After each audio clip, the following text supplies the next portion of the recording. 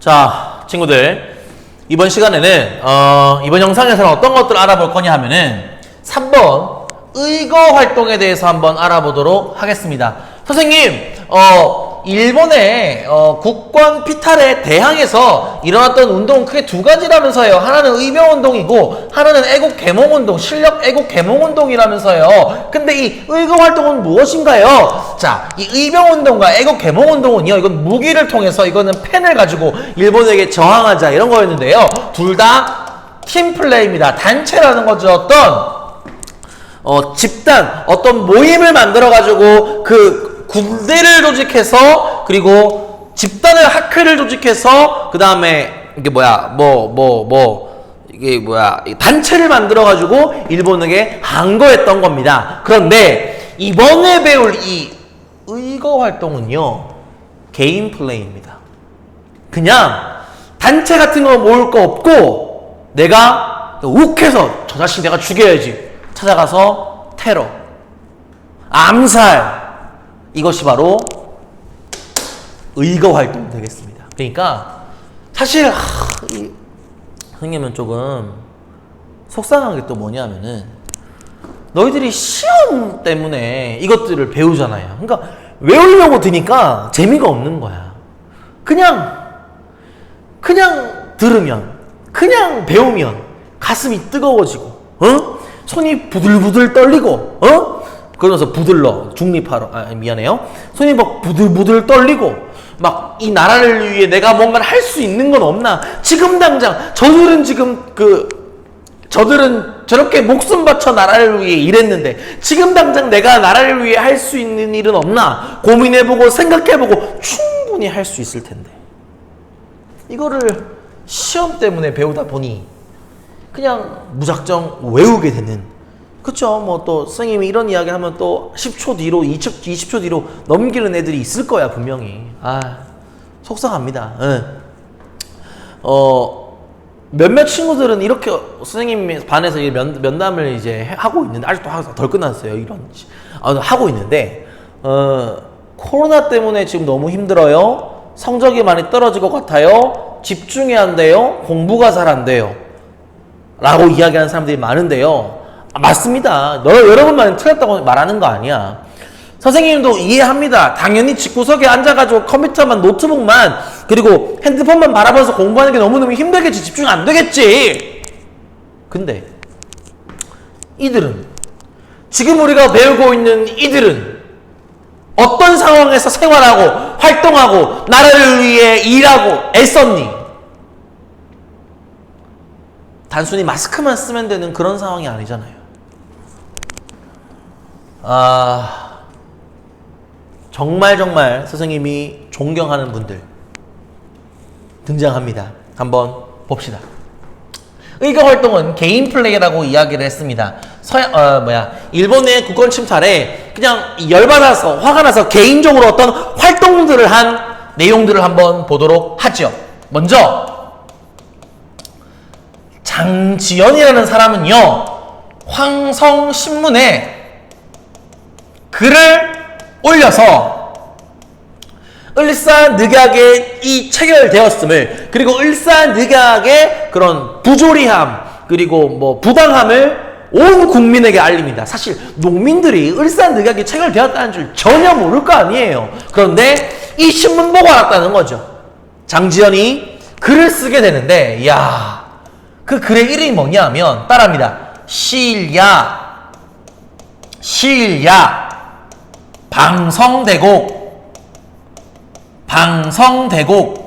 방성대곡이라는 글이에요. 이게 제목이야. 이 뭔 소리예요? 다 한자라서 너희들이 어렵게 느낄 것 같습니다. 이 시자가 때 시자, 날 일자, 밤 야자, 놀 방자, 목소리 성자, 큰 대자, 그 다음에 울 곡자입니다. 그럼 무슨 말이냐면, 오늘 밤 목을 놓아 크게 운다, 이런 뜻이에요. 그러니까 지금 나는 오늘 밤 대성통곡하고 있다. 왜? 을사늑약이 체결되어서. 자, 여기에 일부분만 선생님이 방성대곡의 일부분만 좀 읽어주도록 하겠습니다. 슬프도다. 저 개 돼지만도 못한 소위 우리 정부의 대신이라는 자들이 자기 일신의 영달과 이익이나 바라면서 위협에 겁먹어 머뭇대거나 벌벌 떨며 나라를 팔아먹는 도적이 되기를 감수했던 것이다. 여기서 말하는 개, 돼지 누구예요? 을사오적을 얘기하는 거죠. 4천년의 강토와 500년의 사직을 남에게 들어 바치고 2천만 생명, 살아있는 영혼, 백성을 말하는 거겠죠. 생명들로 하여금 남의 노예가 되게 하였으니 저 개, 돼지만도 못한 외무 대신 박재순과 각 대신들이야 깊이 꾸짖을 것도 없다. 하지만 명색이 청정 대신이란 자는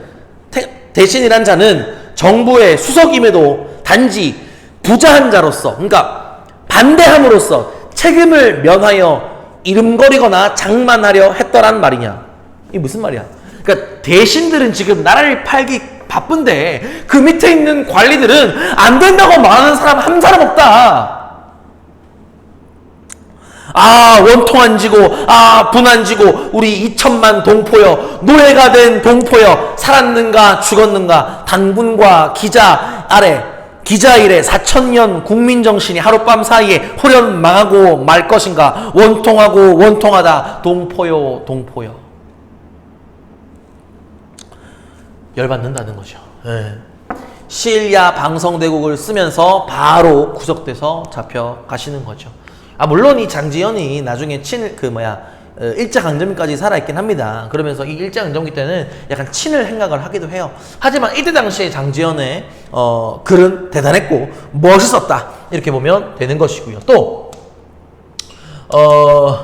민영환이라는 사람은 이 을사늑약이 체결되었다는 사실을 알고 정말 이걸 받아들일 수가 없고 내가 대신임에도 불구하고 이것을 막을 수 없었다라는 것에 자책하여 민영환 그리고 조병세 이런 분들은요 자결을 선택하고 맙니다.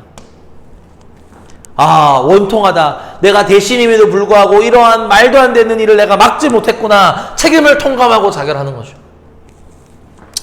그리고 또 나인영이라든지 어떤 책에는 나철이라고 적혀있는 책도 있을 거예요. 우리 교과서에서는 아마 나인영이라고 적혀있습니다. 이름이 같은 사람이에요. 그러니까 일본한테 막 쫓기다 보니까 이름을 막 이것저것 쓴 거예요. 그래서 나인영 또는 나철이라는 사람과 그리고 오기호라는 사람은요 을사오적을 내가 반드시 죽여버리겠다. 그래서 오적 암살단을 만들어버립니다. 을사오적은 얼마나 무서웠을까요? 나를 죽이겠다고 창대 암살단을 만들어버린 거야. 근데 이들은 오적 암살단은 을사오적 중 한 사람이라도 죽였을까요? 죽이지 못했어요. 칼 한 자루, 총 한 발 날려보지 못했습니다. 왜냐하면 너무나도 일본의 살벌한 경계 그리고 경비 속에 있었기 때문이죠. 대신에 나인영과 오기호는 성공하지 못했지만 이재명, 지금 경기도 도지사랑 이름이 똑같죠? 이재명이라는 사람은요 이완용을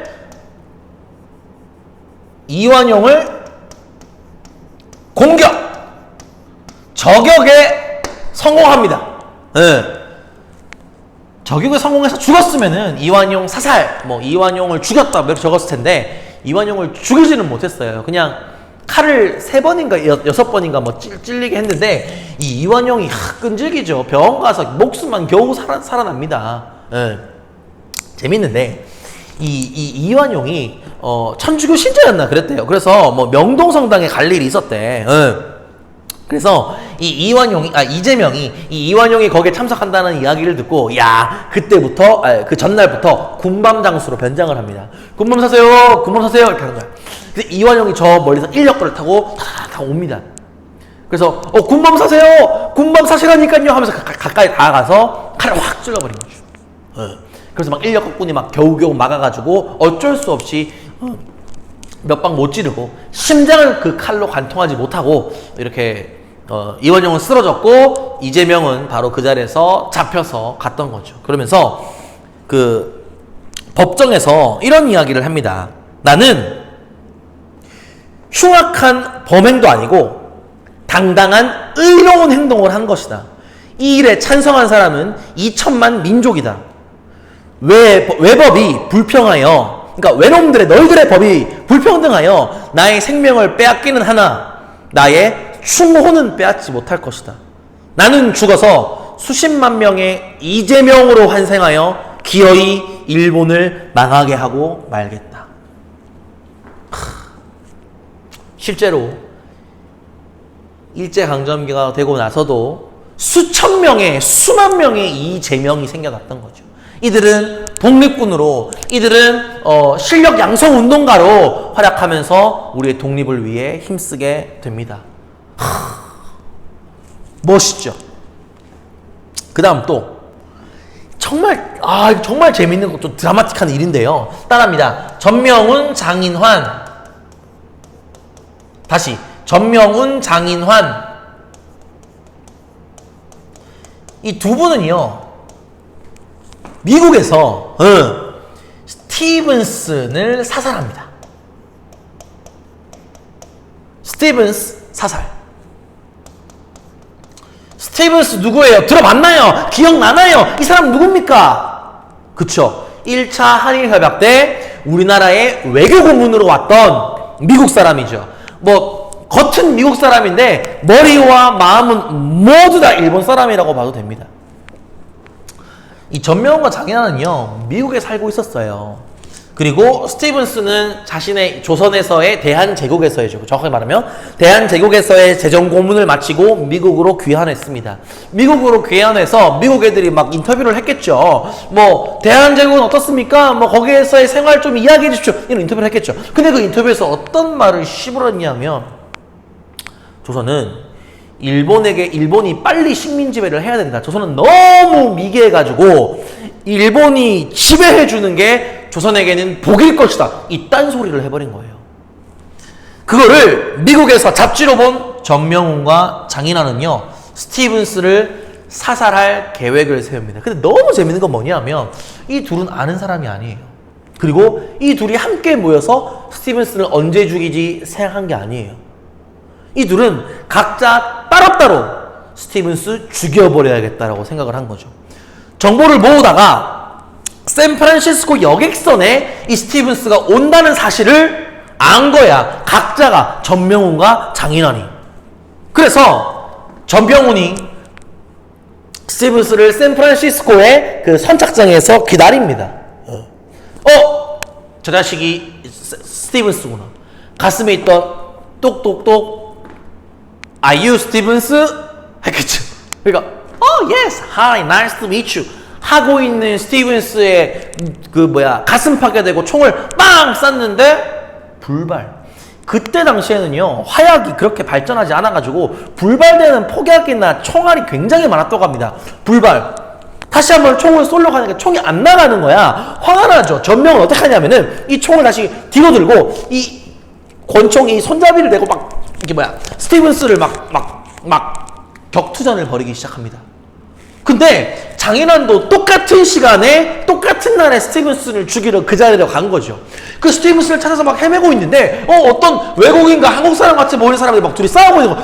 저 자식이 스티븐스 아닌가? 하면서 스티븐스를 조준해서 빵! 쐈죠. 근데 그 한 발은 전명훈의 어깨를 관통합니다. 그리고 두 발은 스티븐스를 맞췄죠. 그리고 난 다음에 이 둘은 체포가 되었는데 며칠 뒤에 스티븐스는 죽고 말았습니다.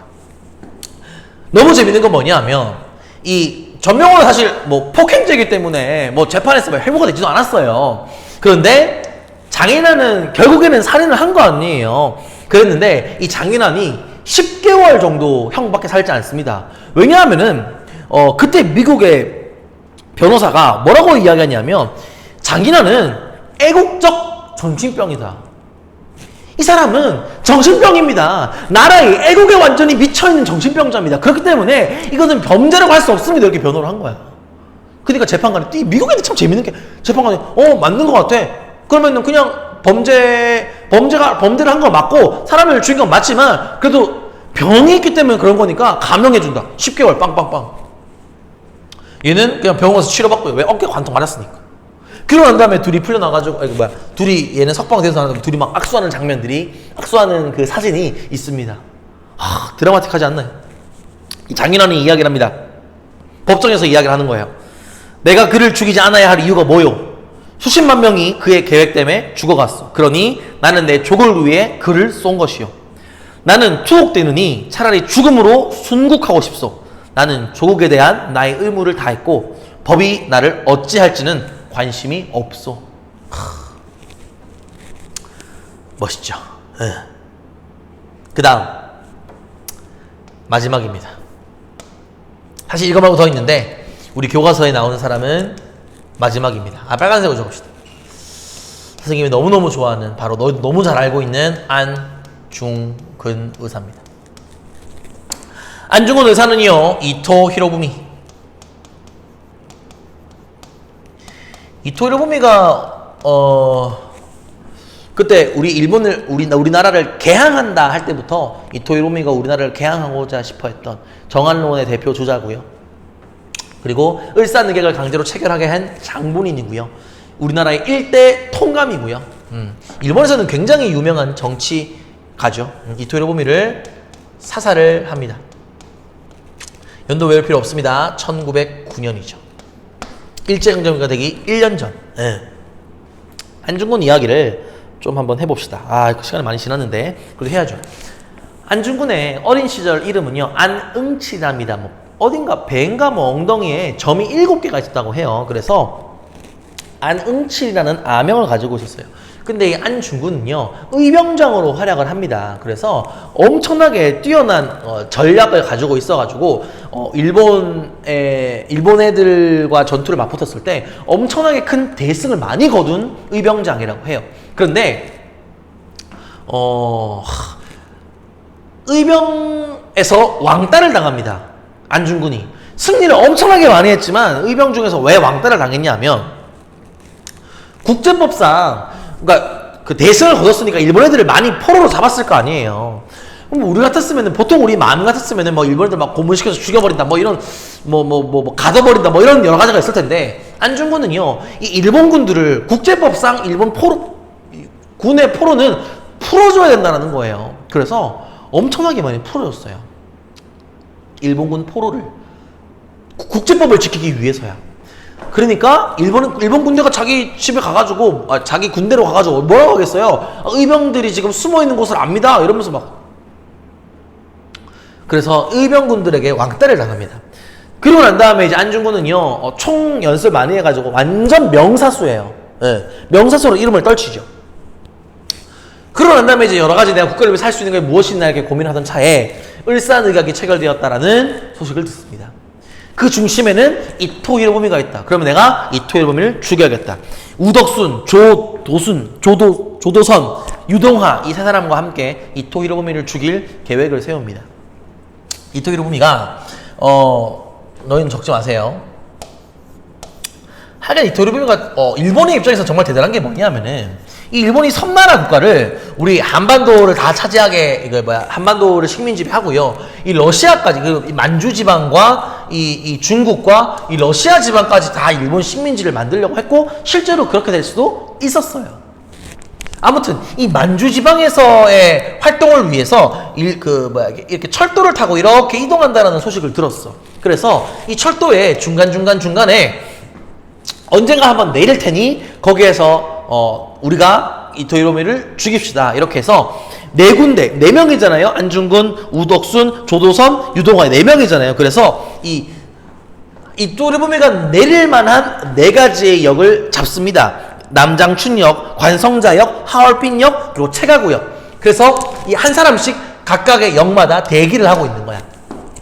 그 누구냐? 이토 히로부미가 내리기를. 안중근은 무슨 역에서 이토 히로부미를 기다리고 있었습니까? 그렇죠. 하얼빈역에서 이토 히로부미를 기다리고 있었던 거죠. 그때를 한번 상상해 봅시다, 여러분.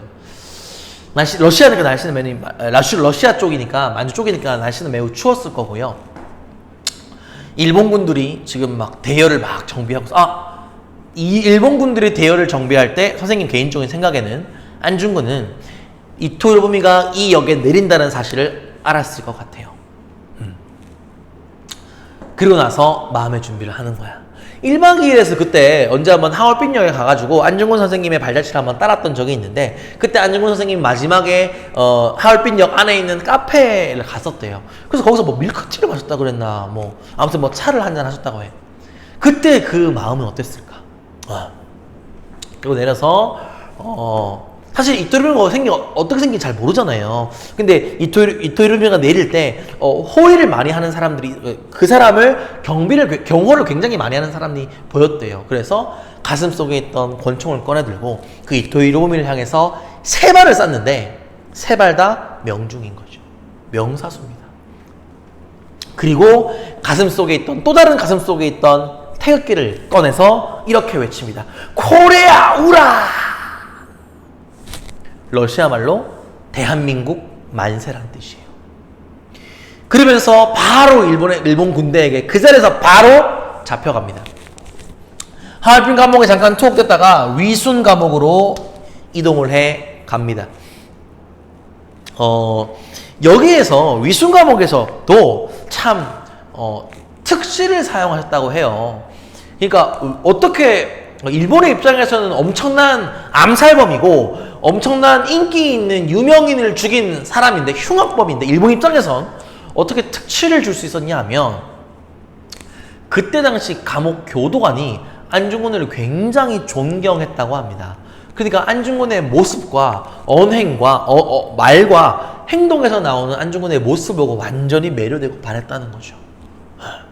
그래서 안중근이 그 교도관이 안중근 선생님한테 부탁을 합니다. 어떤 글을 좀 써달라고 부탁을 해요. 그래서 먹으로 2글자를 썼다고 했는데 그 글자 이름이 뭔지 모르겠어요. 아무튼 그 2글자를 써서 그 교도관에게 줬고, 그 교도관은 그거를 갑오로 물려받고 있다고 합니다. 재판장에 서서 이렇게 이야기를 합니다. 내가 이토 히로부미를 죽인 15가지 이유를 조목조목 다 이야기를 합니다. 이토 히로부미가 죽었다는 사실은요, 이 동아시아 전체에서 굉장히 유명해진, 굉장히 이슈가 되었습니다. 그래서 누가 죽였냐, 그 사람은 도대체 어떤 처벌을 받을 것인가를 두고 외국인 기자들이 그 안중근 재판에 굉장히 많이 왔다고 해요. 근데 참 일본 놈들도 좀 어이가 없는 게, 안중근을 변호하는 사람도 일본인으로 뒀대요. 그러니까 제대로 변호할 생각 없었던 거지. 아무튼 이 외국인 기자들이 쫙 모여있는 그런 상황에서 내가 이토를 죽인 15가지 이유를 밝힙니다. 이때 일본 애들의 만행이, 일본 애들의 부조리함이, 일본 애들의 부당함이 다 만천하에 공개되는 순간이었던 거죠. 첫 번째, 명성황후를 시해한 죄.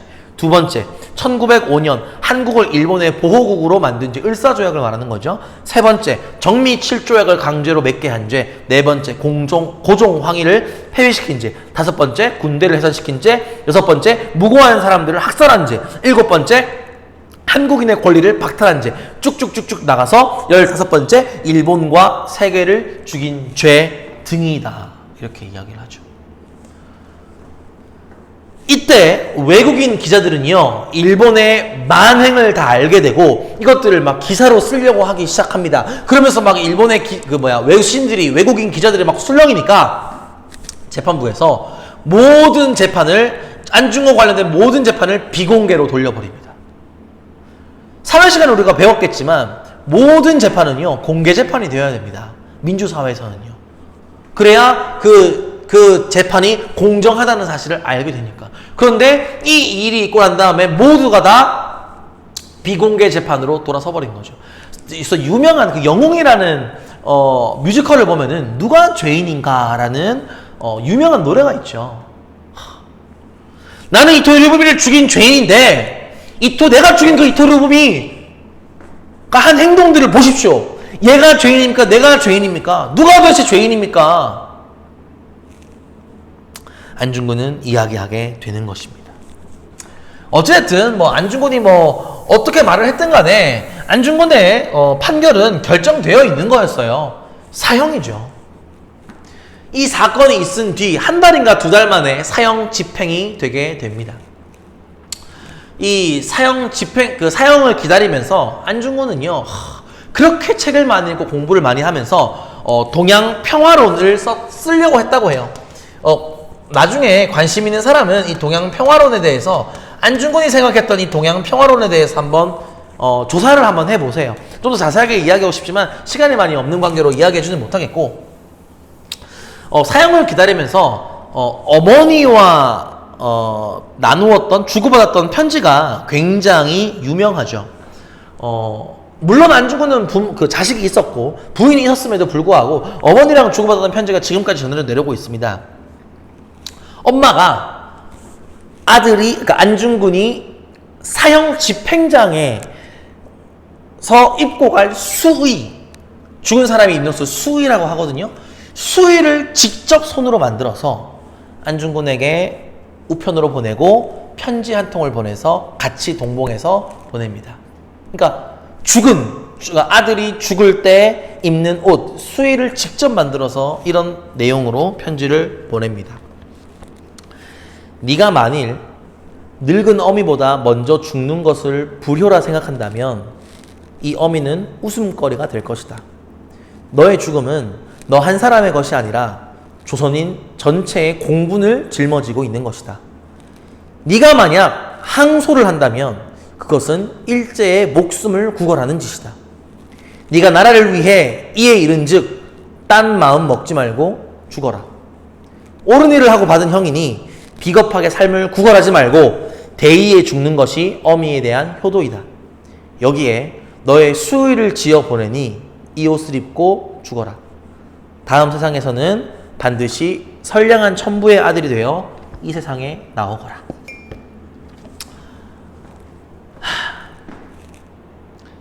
이 세상의 가장 큰 불효는 부모님보다 먼저 죽는 것이라고 하죠. 부모보다 먼저 죽는 그 아들에게 딴 마음 먹지 말고 죽어라. 그것이 어미에 대한 효도이다 라고 이야기하는 어머니와 여러 일본 사람들 앞에서 내가 이토를 죽인 15가지 이유를 조목조목 말하는 이 안중근 선생님, 대단합니다. 결국에는 그 사형 집행 날이 왔습니다. 그래서 안중근 선생님은 이 사형 집행장으로 떠나야 해요. 그래서 그 간수 대장이 이렇게 이야기를 합니다. 이제 사형을 받아야 되는데 마지막 소원을 한번 이야기해 보세요. 제가 들어드리겠습니다. 여러분 같았으면 그때 뭐라고 이야기했을 것 같아요? 살려주세요. 부모님이랑 전화 한 번만 하게 해주세요. 담배 한 번만 피게 해주세요. 여러 가지가 있을 텐데 안중근은 이렇게 이야기했다고 합니다. 내가 지금 읽다가만 책이 있는데 그 책만 마저 읽고 갈 수 있는 시간을 저에게 주십시오. 그래서 그 책을 마저 읽고 사형장에 가셔서 교수형 목 매달려서 죽었다고 하세요. 참, 안중근 선생님의 유명한 말이 있죠. 하루라도 책을 읽지 않으면 입안에 가시가 돋는다. 네. 가슴이 먹먹해집니다. 우리가 이런 분들 앞에서 이런 분들이 지키려고 했던 나라, 이런 분들이 지키려고 했던 민족, 이런 분들이 지키려고 했던 그 대한민국이라는 나라를 우리가 물려받았는데 이제 우리는 어떠한 대한민국을 우리 다음 세대에 물려줄 것인가? 선생님은 그렇게 생각해요. 우리는 역사의 빚을 지고 있다. 우리 이제 일제강점기 때도 엉뚱한 소리 많이 하지만 좀 이제 더 이상 없으니까 끌 사람 끄세요. 하지만 말하고 싶은 건 해야 됩니다. 네. 우리는 역사의 빚을 지고 있다고 생각을 합니다. 일제강점기가 되어서도 우리 이런 분들은 엄청나게 많이 볼 거예요. 우리는 그런 분들에게 또 민주화 운동을 했던 그분들에게 우리는 지금 빚을 지고 이 대한민국에 살아가고 있습니다. 그분들의 열정과 그분들의 희생과 그분들의 죽음과 그분들의 활동들이 없었다면 우리는 이 대한민국을 살아갈 수 없는 거예요. 우리는 그분들에게 빚을 지고 있어요. 그분들에게 그럼 그 빚을 갚아야지. 근데 그분들은 안 계시잖아. 그럼 우리는 어떻게 해야 돼? 이 다음 세대 10년 뒤, 20년 뒤, 50년 뒤, 100년 뒤에 이 대한민국으로 살아갈 그 후손들에게 우리는 더 좋은 대한민국, 그 빚을 갚고 그 빚을 갚은 채로 물려줘야 될 텐데 어떤 대한민국을 물려줄 것인가 고민하고 생각을 해봐야 되는 거죠. 그리고 또 역사가 우리의 삶을 어떻게 평가할 것인가. 우리는 지금 김홍집이라든지 이완용, 박재순 이런 을사오적들의 이야기들을 충분히 비판했습니다. 그리고 또 이분들이 따르고자 했던, 이분들이 지키고자 했던 그 가치를 이야기했고요. 역사는 그렇게 그 전 시대에 살아갔던 사람들의 가치, 그 전 시대를 살아갔던 사람들의 모습들, 행동들을 보면서 그들을 평가합니다. 우리의 삶을 역사가 어떻게 평가할 것인가? 조창대 선생님의 삶을 역사가 어떻게 평가할 것인가? 역사가 바라봤을 때 부끄럽지 않게 살아갈 수 있는가를 우리가 한번 고민해보고, 그렇게 가치를 두고, 그 부끄럽지 않은 삶의 가치를 두고 하루하루를 살아가야 되지 않나, 그렇게 한번 생각을 해보는 것이죠. 네. 잊지 맙시다. 그리고 우리 빚을 갚읍시다. 누구에게? 후손들에게. 수고 많이 했습니다. 뿅!